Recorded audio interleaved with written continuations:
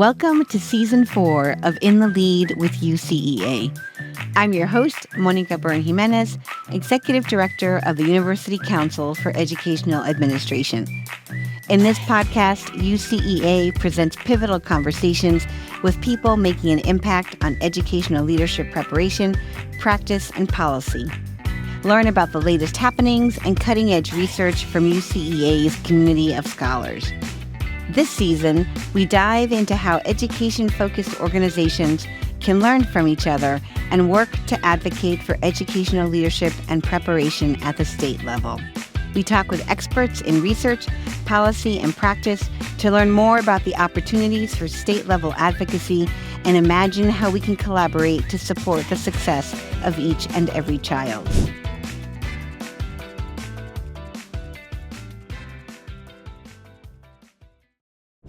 Paul Fleming serves as Chief Learning Officer at Learning Forward.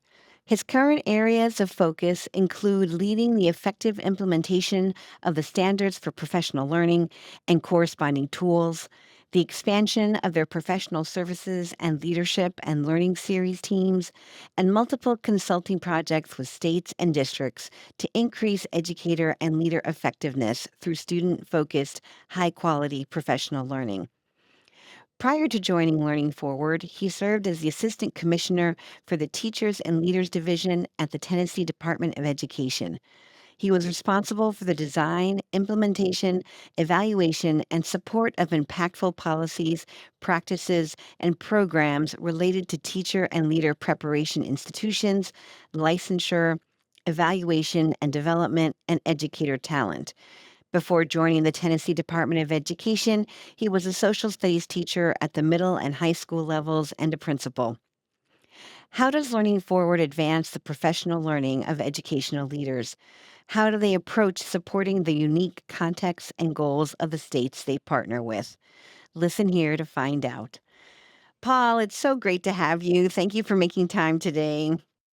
That's great. Thank you, Monica, so much for being here and really appreciate the opportunity. Oh, fabulous. It's great to be able to go dig in a little deeper in the work that you do with Learning Forward. And so I'm really looking forward to learning more about what you do there and how that helps all of us focus on the learning of educational leaders. So why don't we just start there? And if you could talk a little bit about Learning Forward and the work of the organization. That'd be great. Yeah, as you know, we are an international educational nonprofit. We have over 20,000 proud members. We are also the proud owners of the Standards for Professional Learning that we've just recently updated in 2025. Given the current context and current challenges facing educational systems right now, both domestically and across the globe.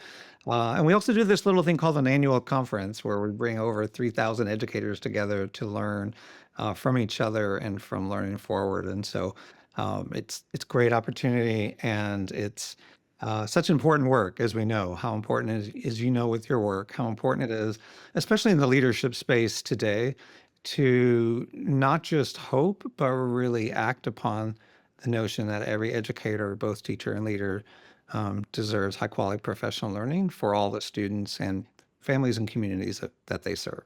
Yeah. I mean, absolutely. It's even more important to be constantly learning as professionals and even as systems, in order to sort of face what's happening in the changing context. Could you tell us a little bit more about the work that you do at the state level with states, who your partners are, and what does that look like? Yeah, thank you for noting that, because we know that state education agencies are so important, especially for the development and support of the districts and the educators of which they serve in their respective states, and also across states, and how important that is to develop networks. And so, unfortunately, Learning Forward, given my background, as you noted, as assistant commissioner in the Tennessee Department of Education, to help support state leaders, support those districts and educators in their respective states, because that's critical, and especially around the leadership space. So, for example, where I work, I'm fortunate to work in several states and working with several state education agencies Mm. around building cohesive and effective principal pipelines, for example, as one example. Another is around all of the what we call the educator life cycle, the human capital element of helping state leaders build systems of support to help both recruit, develop, support, and retain highly effective leaders because we just know how much goes through the principal, right, in a school. And so I'm fortunate to really do that in several state contexts. And then the last bucket I would mention is helping other state education agencies think about standards, both for leadership standards, and revise them and fit them to their context based on the PSEL standards, but also to our standards for professional learning and helping uh, the great thing about the Learning Forward in our educational professional learning standards is that they either can be adopted or adapted Right. by state education agencies as a policy lever. And that's, one of the things I hope we can talk about a little bit more is what are the levers that are available for state education agencies? And one of those certainly is the policy standards lever. And I think that's such important work that our standards can be customized and fit the context based on that because we know how different the contexts are across the United States. Yeah. I definitely want to dive that exact issue. And so maybe as you talk a little bit about, how the standards are a policy level lever, if you could tell us a little bit about the standards themselves, and how those were developed or how those were updated this past year, actually.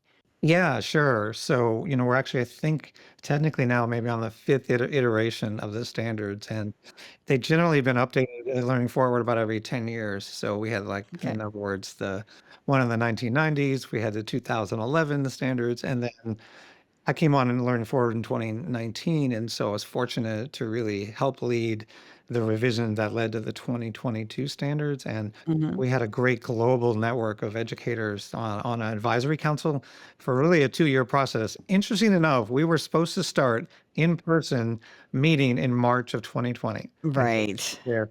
So as we all know, the story with COVID, we had to do a 2-year advisory council process to update the standards virtually, but it did work out very, very well. Hmm. And that process led to the development of 11 evidence-based standards that are still reflected in the 2025 update.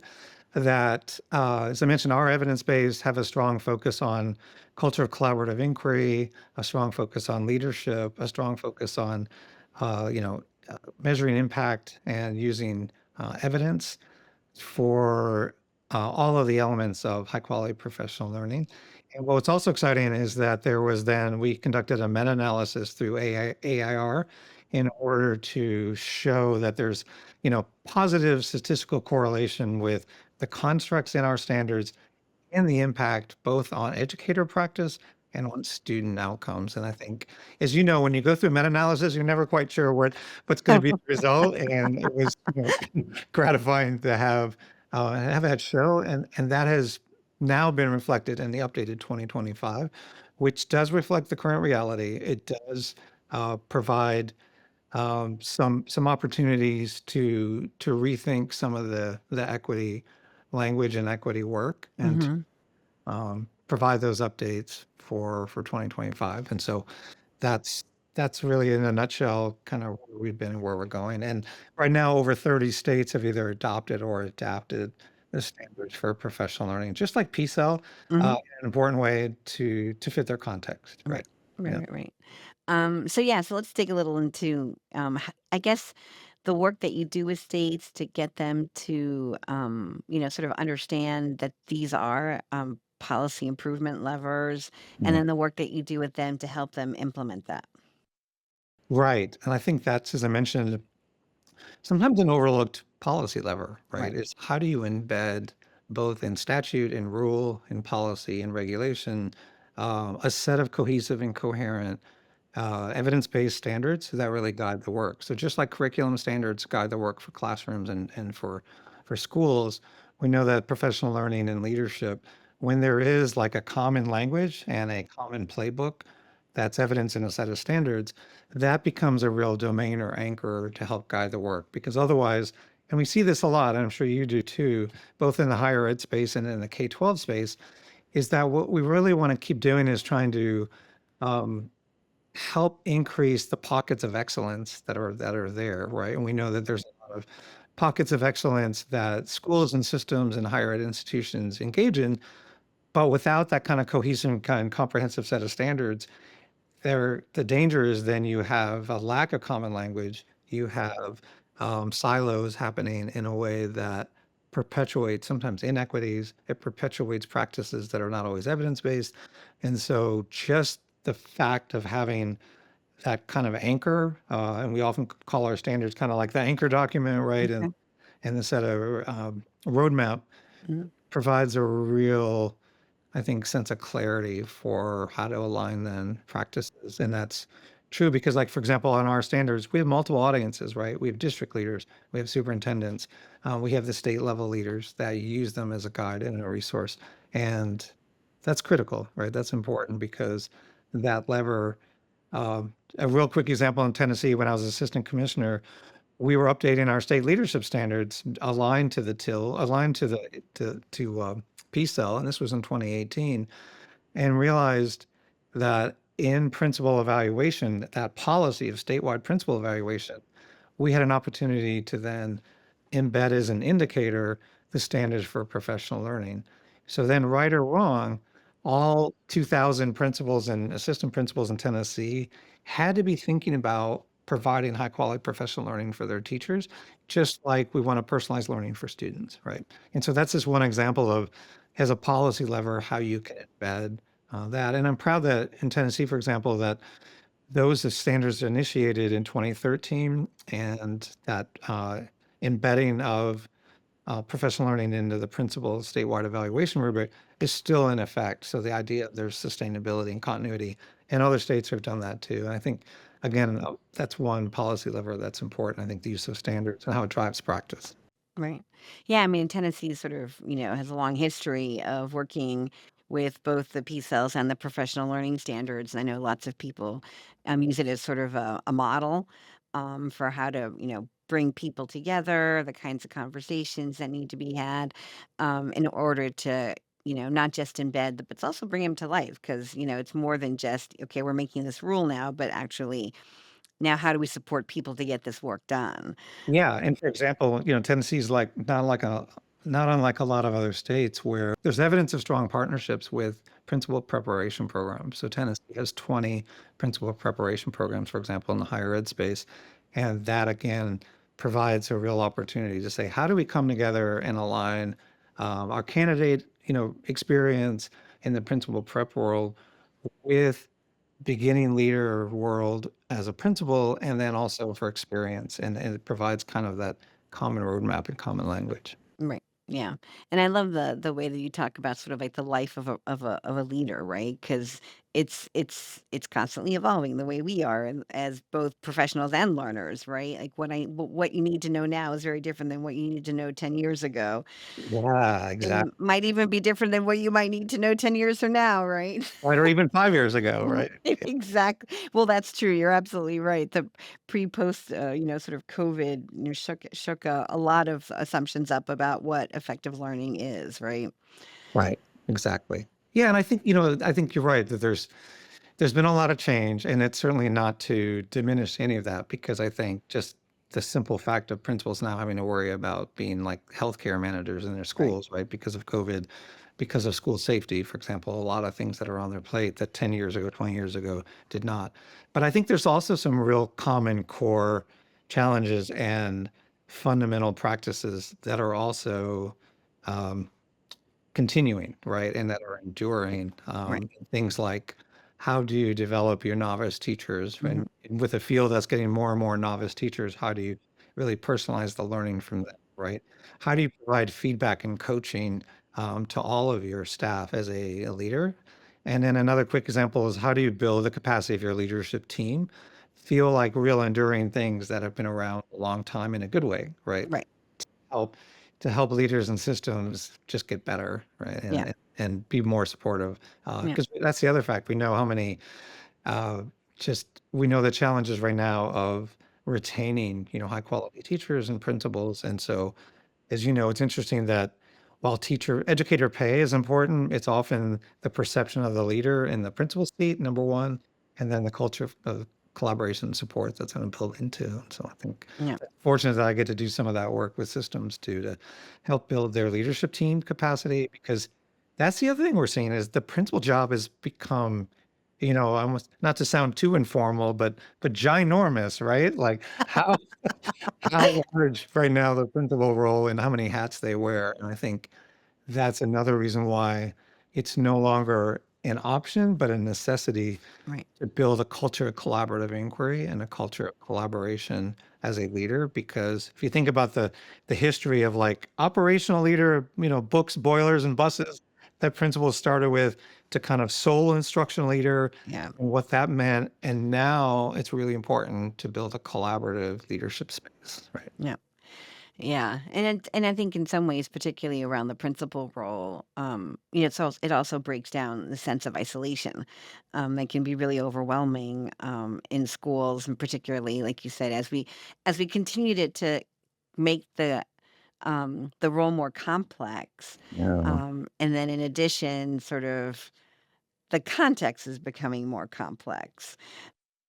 Yeah, and I think that's the other important piece that you touch upon that I think is a lever for state agencies, and that is as an agency that has the power to convene uh, leaders coming together because of what you just said, the isolation, the sometimes the silos and the challenges, and how often, and we have several networks that we lead and run, including one that I help lead called the Leadership Team Institute, that brings leaders together across systems for that very purpose, right? To convene and to help spread and share both practices and challenges. Right. And it's, as you know, it's without fail that when educational leaders get a chance to come together and share that, that's powerful. I know selfishly, when I was a high school principal, if I had opportunities to actually connect with principals in other systems across the country or even across the state, which is what SEAs can do, well, that would have been huge, and that would have been I would have loved that, and didn't have that opportunity, right? Right. And in addition, it's an opportunity to like align the system, right? To sort of check, Yeah. like, are we all sort of pulling in the same direction and are we using similar strategies? And of course, like, well, what can we learn from each other in the event that that we're doing different strategies, right? Yeah, yeah, exactly. That's such a great point because I get to work with systems around the country that we really help develop like a comprehensive professional learning plan. Because, like you said, it's often in professional learning common to say we're going to have a program-based approach, and what we really want to help people do is shift from a program-based approach to a systems approach. Right. By moving to a systems approach, you get that alignment that you're talking about. So, like, strategic priorities are clear, and then programming and professional learning and leadership development all kind of rolls up to help show the strategic goals and priorities of the system. Right. But how often, understandably, that doesn't happen, and that's Right. just nobody's fault, but everybody's busy at the system level, at the school level, doing their own work. Right. And it's hard to step back and go, oh, we actually don't need 14 initiatives, right, on this one area, but how can we make this more cohesive Right. systems approach, right? And I think that's the other work that I help both state departments do and district level is see the system, see the areas for cohesion and alignment, and then really develop those action plans to help, move in that way. Because we know even in small systems that it's easy to get siloed, right? It's Right. really easy, and everybody's working hard, so it's not a matter of working harder, but it's actually about seeing the system as a sum of its parts and how to really help build cohesion. Yeah. Right. Well, we often see silos as being more efficient, right? Because I'm doing my thing and I'm doing it well and I'm Right. working hard. And sometimes cutting across those silos can be perceived as being inefficient, right? Because then we have to have a conversation and common understanding and the same set of sort of standards that we want to meet and aligning things in a way that's, best serves the people in the system. And so I can imagine that that can be a challenge actually when working with state level, policymakers, educators, leaders, right? And so, I'm I'm interested to know whether or not that is the case, and if so, what are some of the things that you do to help states sort of see and understand that differently? Yeah, I love that question. Thank you, because that's such a core issue. And in fact, if I could give a shout out to the Maryland Department of Ed, but Yay, Maryland. yeah, they're one example where, just like you said, they realized internally there's a lot of divisions in their Department of Education. And what they didn't have, which is common across SEAs and state departments of ed, is again a framework for high quality professional learning that drives all of the individual division work that goes on that touches districts. So they asked me in Learning Forward to help develop this framework for professional learning that is based on our standards that they adopted by their um, state agency and also their state board of education last year, but also provides like what are the look fors? What does it look like and sound like to engage in high quality professional learning? And so that effort has been really important to help them all be on the same page internally because, and I know this as a former state level person, you have like 6 different divisions all wanting to engage in professional learning for different types of audiences that are all in the same school or all in the same district. And so if you're not internally on the same page about what you mean and what you actually, how you're designing and thinking about professional learning, how you're evaluating for impact, if you're not all on the same page, then those district leaders pick up on that and they see that there's not that common language. And so they've done a great job now of having kind of a much more cohesive framework that Mhm. they can use both internally for their own growth and development. And then as they do all this professional learning with districts, to make sure that it's cohesive. Right. And which I think is also really a testament to the need and the work that you all do, right? That you've got states as disparate as Tennessee and Maryland engaging in the same work, not necessarily in the same way, but engaging in the same work. Exactly. Because, without fail, right now, I would say there are these core issues that every state is having to think strategically more about, right? Including teacher shortages and how do you retain, your most effective folks? How do you grow and develop your novice teachers and leaders, right? How do you provide those pathways for leadership that, globally, we know the highest performing systems in the world, they've figured this out. They've figured out that a first year teacher coming in should be able to see publicly what is my opportunity for growth if I stay in this system? Right. And that's the gold standard that we're also helping districts to think about, right? Like, what are those pathways that maybe means I'm going to lead from the classroom? Like, I'm not going to become a principal because I love to be a teacher leader. Mhm. But if there are no teacher leader structures and opportunities, that's going to cause them to leave and go somewhere else. Yeah. So the more, systems can be intentional about what makes their system unique around, pathways for growth, around support, retention, and development, especially, as you also know, the research is so compelling, right? That novice teachers who get high quality mentoring and coaching are like 3 times more likely to stay than those that don't. And it gets even higher retention levels for novice teachers of color and how important that is. So that's again a systems level thing to say, why aren't we providing every novice teacher in some way with some kind of high quality, and that's something the state level can also signal through policy. Delaware is a great example where they actually have in policy that there are requirements that every novice teacher and principal it gets coaching and mentoring in their first couple of years, as an example. And before everybody says, "Well, Delaware is a tiny state and they can do it," it's still a model that needs to be replicated, right? Last question. I know I've taken up a lot of your time so far, but I think you mentioned this, and I wanted to come back to it just briefly around sort of the role of higher ed leadership, or preparation, in our case, um, and its role in sort of being a part of that trajectory, that professional trajectory for teachers and leaders, and also its role in providing professional learning. Yeah. Yeah, and I think thank you for highlighting and spotlighting that role because part of this is I know I've seen both in Tennessee, but also across the country. There's really a continuum, I would argue, of the quality of partnerships between principal prep programs and universities and the districts that they serve. It's, kind of everything from transactional, very pro forma, to much more transformational. And I would really urge and think both SEAs and all of our, principal preparation providers to really think, carefully and critically about the partnerships that they are setting up with LEAs and with districts to make sure it feels like it's a two-way street, right? That it serves obviously both principal prep program, but also are really striving to meet the needs of the districts, given how much change there's been in LEAs and districts in the last 5 to 10 years. So I think there's a real opportunity to keep thinking deeply about partnerships, and even something, this sounds really simple, but it's amazing when you actually can get K-12 educators and higher ed professors and leaders in the same room talking about these partnerships. I think I underestimate sometimes how much that actually happens, and it doesn't. It's more frequent, and so I think building those kind of face-to-face relationships to really move the needle on high quality partnerships is one role to examine, right, and to keep thinking about. And I know that's challenging. I know there's Right. time is an issue, there's funding is an issue, but that is some of the most important work that we do, right, is developing these aspiring leaders and hope that's, one way. That's just one example, right?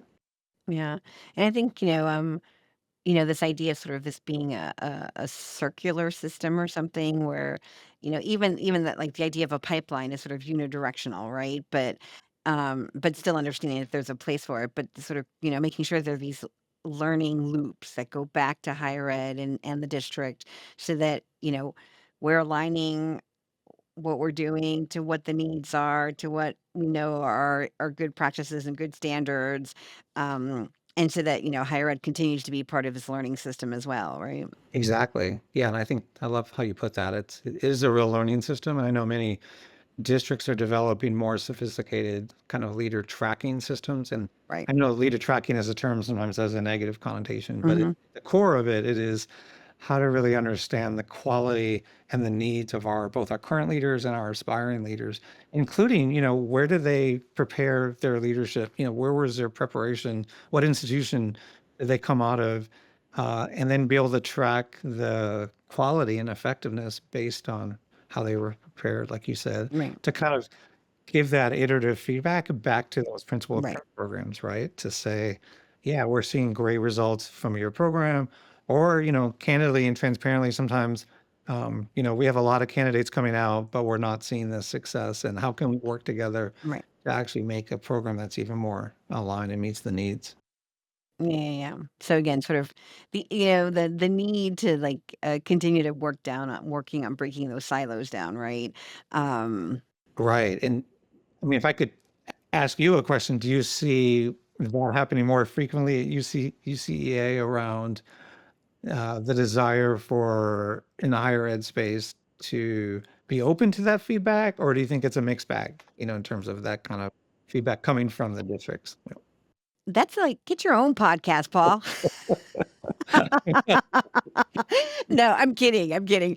No, I think there is definitely increasing, conversations and, recognition of the importance of doing that, right? I think in some ways it goes back to a little bit what we were talking about before, like COVID sort of shook up, a lot of these sort of long-standing assumptions about our relationships with districts, with other higher ed institutions, um and the need quickly arose that like, okay, we need to be more responsive and in ways that support the work that leaders and district leaders and principals are doing in their buildings and their districts. So this idea of, sort of being the sage, what the guide on the side or the stage on the stage, like those metaphors aren't actually helpful when it comes to understanding and meeting the changing professional needs of leaders. And even the idea like, okay, we've certified you, we're kind of done. Like even that assumption, it doesn't hold anymore. So I do think there's a growing recognition. and focus on sort of authentic district university partnerships. So Yeah, it's good to see, but it's also like you said, there are challenges to it, and easier in some places than in others. And I think they're particularly powerful in states where the state education agencies are also sort of the conveners and bringing people together, right?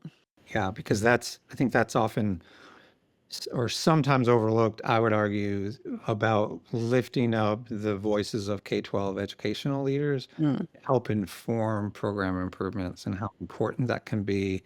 And sometimes easy to overlook, right? To right. think like, oh, we already have a partnership or we already have our program set, opposed to that iterative kind of feedback conversations to say, what has changed, what's working, what's not working, can be really important to listen to those both individual and kind of collective.